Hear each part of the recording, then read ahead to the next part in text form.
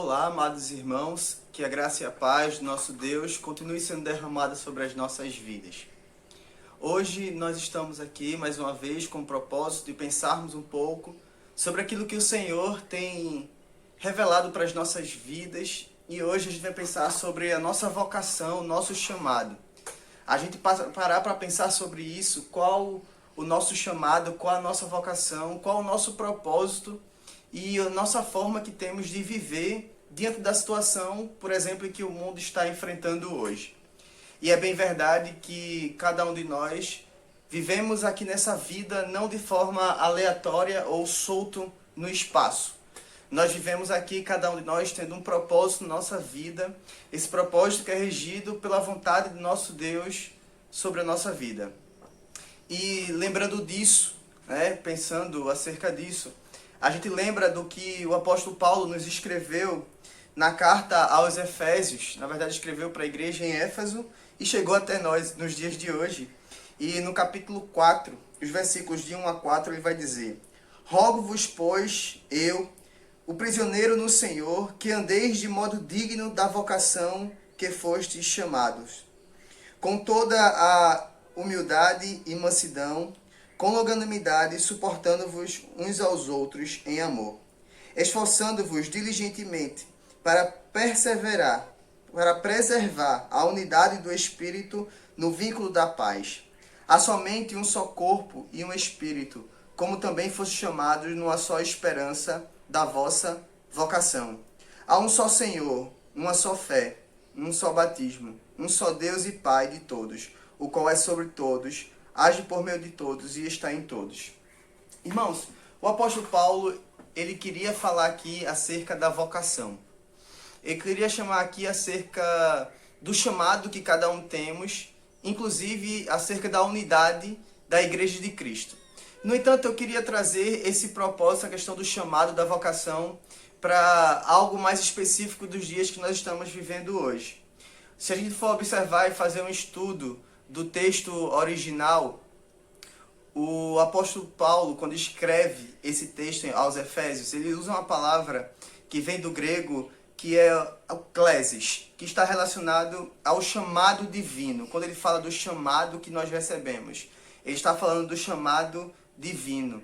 E a vocação vem do termo kalel, que é o mesmo que convocar, chamar. E aí a gente entende a partir disso aí, que nós temos um chamado de Deus para as nossas vidas, nós fomos convocados pelo Senhor através do chamado dele para as nossas vidas.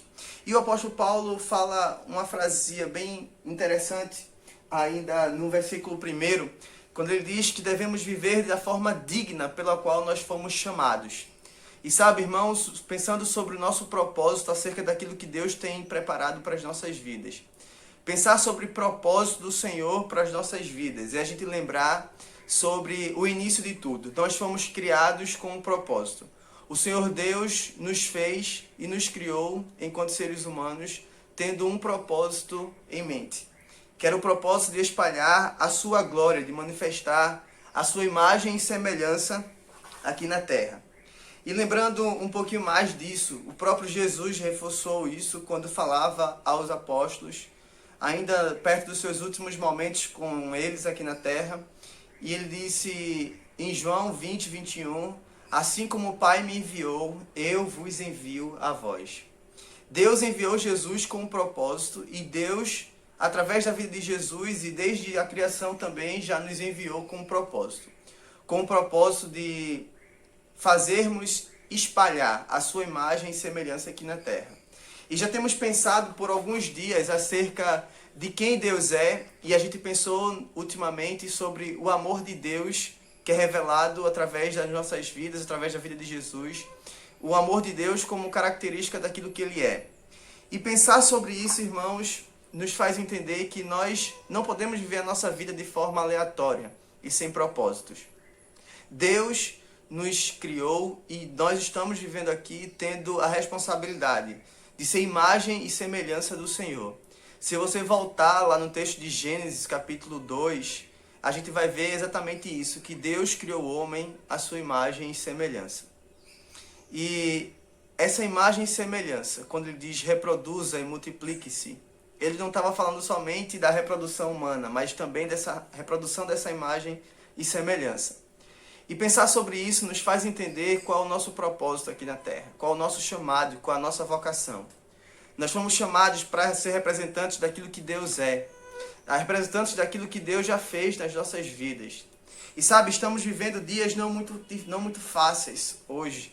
Estamos vivendo dias difíceis de ser enfrentados, dias de pandemia, de dificuldades. Mas temos que viver como o apóstolo Paulo nos ensinou. Viver a nossa vida de forma digna do evangelho a qual nós somos chamados. O apóstolo Paulo destacou algumas características da humildade, da mansidão, a longanimidade, suportar uns aos outros em amor.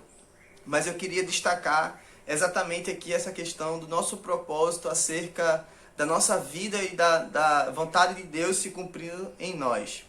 Vivermos de forma digna do evangelho é o mesmo que a gente lembrar de que o Senhor Jesus nos alcançou através do seu sacrifício por nós. E isso deve surtir em nós um efeito prático da nossa vida. Isso deve surtir em nós um efeito de mudança e de ser esperança para o mundo. Quando o apóstolo Paulo diz que devemos viver de forma humilde, ele fala exatamente sobre essa necessidade que temos de abrir mão daquilo que somos em favor de viver em prol do outro. Quando ele fala que devemos suportar uns aos outros em amor, ele nos desafia a viver o amor na prática, esse amor que faz parte daquilo que Deus é nas nossas vidas, que nos alcançou e deve fazer parte de nós para com o outro. Devemos nos desafiar a viver a nossa vida sendo bênção para quem precisa. Devemos desafiar para sermos resposta de oração para muitos que estão passando por momentos difíceis no seu dia hoje. E, sabe, irmãos, eu lembro outro texto do próprio apóstolo Paulo, quando ele diz em 2 Coríntios capítulo 5, versículos de 17 a 21, ele vai falar sobre o nosso ministério que recebemos do Senhor de ser reconciliadores do mundo para com Deus. E é exatamente isso. Nós, se quisermos reconciliar o mundo com Deus, nós devemos mostrar na prática que fomos alcançados pelo Senhor, que fomos transformados por Ele, que o amor dele nos alcançou e que não pode ficar preso dentro de nós. Precisamos espalhar esse amor de Deus para outras pessoas. Precisamos reconciliar o mundo com Deus e devemos começar a fazer isso através das nossas práticas, atitudes de misericórdia que nós demonstramos para com os outros. Nessa situação de pandemia que estamos vivendo, ser resposta de oração, ser esperança, é exatamente demonstrarmos compaixão, graça pelos outros. É a gente ter o olhar em que Deus teve, o mesmo olhar por nós. É a gente demonstrar o olhar de Deus através das nossas vidas. É olhar para o outro com compaixão, com graça, com misericórdia. É demonstrar através das nossas vidas que estamos dispostos a amar outras pessoas também. Quantas pessoas estão padecendo hoje sem pão, por exemplo? E é por isso que, enquanto igreja, reforço aqui, nós fazemos essa campanha de levantarmos, de arrecadarmos alimentos para doar para aqueles que precisam, para os necessitados. É por isso que quando olhamos para uma pessoa e percebemos nela um olhar triste, a nossa missão é ser resposta de bênção no sentido de demonstrar alegria e amor e compaixão por aquela pessoa que está sofrendo por alguma coisa. Sabe, o nosso desafio enquanto cristão é muito mais do que celebrar os nossos cultos com religiosidades, com louvores e pregações. É a gente demonstrar na prática aquilo que vivenciamos. Eu ouvi um texto hoje, uma frase que dizia que o nosso momento de culto agora não é o culto nas igrejas, mas sim o culto com a nossa compaixão. Essa é a nossa forma de cultuar hoje. É demonstrar compaixão e graça pelas pessoas. É a gente se colocar diante das necessidades dos outros e ser a resposta da necessidade que os outros têm, que a gente ser resposta para as necessidades dos outros. Esse é o nosso culto, a nossa forma de viver, de adorar e de louvar o Senhor nesse momento. Então lembremos do que as Escrituras nos falam em Salmos 19, Romanos capítulo 1, de que a natureza, a criação manifesta a glória de Deus. Nós somos criatura, somos natureza, somos criação do Senhor. Então, que a gente possa manifestar quem Deus é através de nós, através da nossa vida. Que possamos exercer o nosso chamado e a nossa vocação e viver de forma digna do Evangelho do Senhor. O nosso Deus não nos chamou E a vocação de Deus não é que a gente fique dentro das nossas casas ou dentro dos nossos templos, enriquecendo, se fartando, estando bem e não se preocupando com o outro. A nossa missão para sermos manifestação da glória de Deus, da graça de Deus para a vida de outras pessoas, é a gente ser resposta de oração, é a gente ser esperança, é a gente ser meio, instrumento de bênção na vida de outras pessoas. Então se desafie a viver esses dias, se colocando à disposição do Senhor, para que você seja instrumento dele, cumprindo e vivendo a vocação do Senhor para a sua vida, que é manifestar, espalhar a graça e a glória de Deus. Seja a imagem e semelhança do Senhor. Compartilhe amor, compartilhe misericórdia, compartilhe justiça, compartilhe perdão e graça. Essa é a nossa missão enquanto cristão. Sermos resposta de oração, exercer a nossa vocação, o nosso chamado. Esse é o nosso propósito. Se permita ser instrumento do Senhor na vida de outras pessoas. Se permita ser bênção. Esse é o nosso chamado e a vocação. Que Deus te abençoe e que tenhamos o restante de dia na presença do Senhor. Deus te abençoe.